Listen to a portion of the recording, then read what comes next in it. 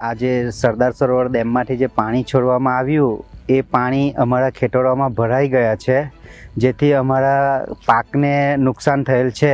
તો આ નુકસાનની ભરપાઈ સરકાર કેવી રીતે કરશે એ એક અમારા માટે પ્રશ્ન છે. તો સરકારને નમ્ર વિનંતી કે તે આ જે નુકસાની છે એનું સર્વે કરાવી અને યોગ્ય નુકસાન ખેડૂતને ભરપાઈ કરે.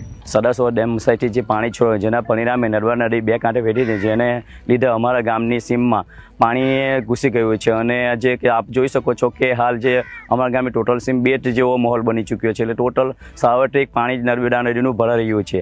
અને અમારા ગામની જે ખેડૂતોની જે જમીન હતી એમાં ટોટલ પાક નાશ થવાની આરે રહ્યો છે અને લોકોને લાખો રૂપિયાનું નુકસાન વેઠવાનો વારો આવી રહ્યો છે. અને હાલ જો બધા ખેડૂતોની જે દિવાળી સાઈ જશે એવું લાગી રહ્યું હતું કે વરસાદ સારો હતો, પણ એના જે નર્મદા નદીનું જે પાણી આવ્યું એના કારણે પાક ધોવાથી અમારા ગામના લોકોની દિવાળી હાલ બગડશે અને આર્થિક રીતે પણ કન્ડિશન ખરાબ થઈ જશે છે.